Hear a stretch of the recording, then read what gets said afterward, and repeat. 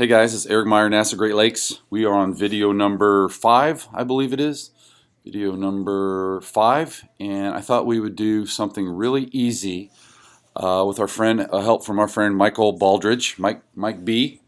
And Mike is an awesome front-wheel drive H2 driver that is currently in an advanced instructor in HPD3, and he joined Track Attack, sent me his files, and I haven't looked at them yet. We're going to look at them for the first time. So we don't know what we're going to see. Thanks Adam Roberts, thanks Bill Griffin, thanks Brian Bolander, Dave Capaldo, Don, James, Santiago, blah, blah, blah. Shane. Okay, right there, Mike Baldridge. What we got going on here? Let me tell you what I'm seeing. I want you to, as you're watching this, you should be thinking this, okay? You're opening 4 files and you go, oh, those 2 are the same, and that one's way off. I just want one of these because I'm looking for a bunch of fast laps and see what's happening, okay? And so we hit OK. We open that dude up. What we got to see here? We got a 3-lap compare. Actually, it's a 2-lap compare. So this video is on 2-lap compare. I'm going to take this as always. I'm going to make the fastest lap, the one in bold, in black, right there. Actually, I'm going to try that again, make that in black. And I'm going to also add this 45. If there was another 45 or a 44 or even a 46, I would add it to this. So you should be able to see this now. Remember, big picture first. You should be able to see this. When you watch this video, you should be able to see this. Green lap is faster through going into turn 1 before the break. Holy cow, green over brakes. It's a little flare right there on the black brake. Naturally, he rocks out. The black lap goes faster because it left faster. And they break down to about the same of amount. However, I see the point of this, the shape of this means he parked the car a little bit. And this green one was he rolled it in faster, right? Zoom! So a little bit ends up helping down here. So I suspect that there's a gain of the green lap, likely right here, but just by a little bit. They both break about the same. The green lap breaks too much. They race right in here to madness. And the black is faster, saves a little bit of time because of the cornering right there, mid-corner speed. And they're about the same, That's that right there. Okay, typical, just going through there faster. They're faster. Interesting, look at that. Mike, we want to figure out if you can go faster right there. Okay, same. Maybe something traffic or just stones, right? That was a lift right there where the other one stayed in the throttle more. Actually, it looks like a less of a lift in the green. Remember, as we're going up, this is typically either a shift, which looks like a pretty big shift, or it's a shift because you shouldn't be lifting right there. So he's shifting in there and going faster, coming down faster here. Here's where the green's faster. And okay, so we should be able to know how to do what I just did. Okay, now we're going to go to validate this. I'm looking at the overall shape. There was a little advantage by the green, by the green lap on the way in, right there, but it gets lost. The green up here, right, it was a little faster, so this thing slips down a little bit, and black broke a little bit more. Green carried just a smidge more, right? A couple miles an hour, 3 miles an hour, and so it gained a little bit going in, but it lost it all. Then it was the same, then it lost it more. But right here, we want to look at what the green did, because this is our difference. From right here, 1.1 seconds, down to here, 6.2. So that's about half of a second. So the green lap did something better for us in half a second. You all should be able to read this now. I'm going to highlight this. I'm going to try to highlight this. I'm going to highlight this right here. I'm going to highlight this. I always end up going off the end. I'm going to go right here. You should be doing this. You should go, okay, what's up just with the speed trace, right? We think that is probably a shift right there because both of them went down.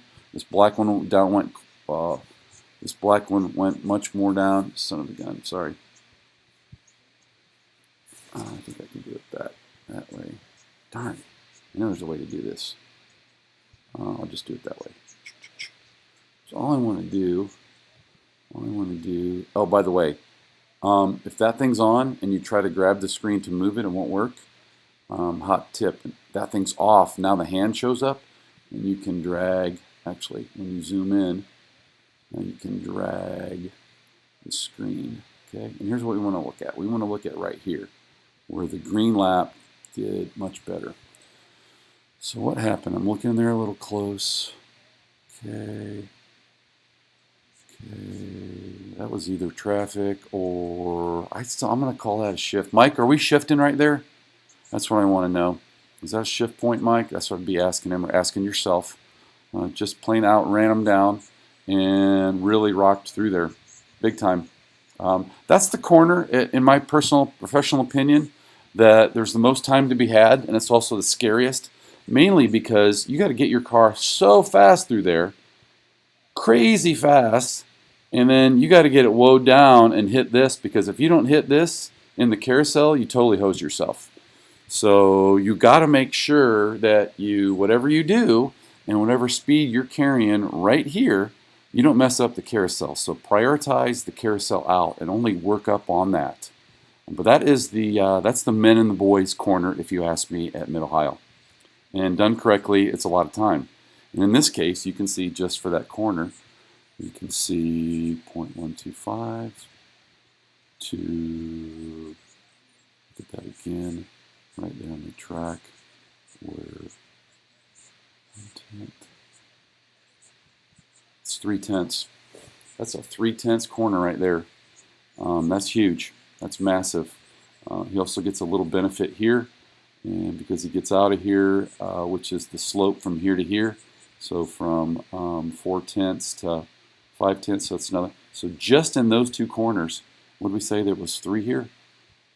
There was 1, 2, 5, 2, 4. There's 3. There was 4/10 of a second, just in the through there and the entry into the carousel, sports fans. So you should be able to see that.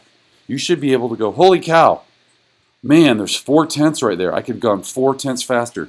My 144 could be a 142.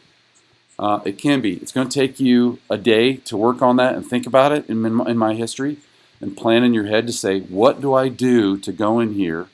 And it's generally, this one just kept breaking and this was bleeding off the green lap, right? Just rolling it in right there. And right here with the black lap was, I felt like I had to brake more. How much more? 5 miles an hour more. Hey, guess what? Don't brake 5 miles an hour more. Okay? We're going to go over here just for fun to split times. And you should be, if you haven't experimented this with already, we'll do another video on this in the future. This is just a quick analysis, and you should be able to do this. And the split times is new for you. I'm going to just show you how to read this, okay? First of all, as we go over to this graph and we turn this bad dude off for the map, and we open this up real big. Here's how this thing is sectored. So from right here to right here to the back straight, one all the way here, one all the way. This is just a sector, and we'll talk about in the future how to change sectors to read things differently, but that's what that is. When you pick this right here, and you probably already know this because you're smart, there's that same first sector, second sector, third sector, fourth sector, okay? And we'll toggle back through here to see this because I don't know how to do this and show the map at the same time. I apologize. But here's what we're seeing. On our fastest lap, we went 17.4, and down here, 17.4 was the best of the two. Basically, of these two, what's happening, right? Well, my golly, there's a bunch of tenths right here in the first sector, so we want to make sure we understand where that is and why. These are about the same, right? They're 2 tenths off. Let's call them the same. These are 3 tenths off. We probably want to look at that. This one's massive, and we remember before, well, I take that back, that's 4 tenths. We want to know about that as well. So what this thing says is if we could put all this stuff together, the theoretical says it's a 44.2, which isn't really only 4.5 tenths off of this, so almost a half a second. And here's my rule. Once you see this and discover that there's 4.5 tenths primarily right here, right, in that part of the track, you need to be cognizant enough where you go find half of it. So next time you go through there, you should be more efficient and find half of it. Not all, but go in with the mindset of just finding half of that, of 2 of those 4/10, okay?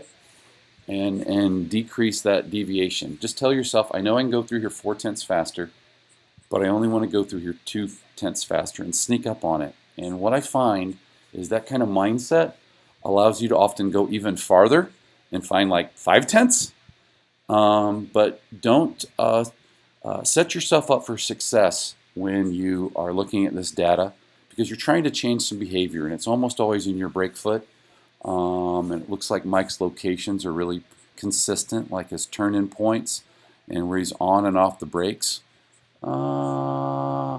is pretty decent. This green lap is a little slower, but in several of these areas, it's the same.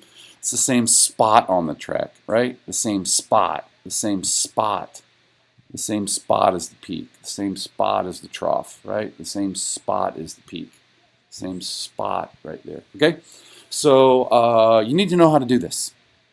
And in our next video, we'll do something. So first of all, Mike, thanks for sharing your data and showing everybody. You need to go in here next time and Hail Mary through here. And you need to figure out, Mike, I know you're driving. Here's my advice to you. You need to figure out how to take that green bar right there and raise it a little higher, right? And figure out what this is right here. But that's what I would concentrate. One easy thing to work on next time to really pushing it.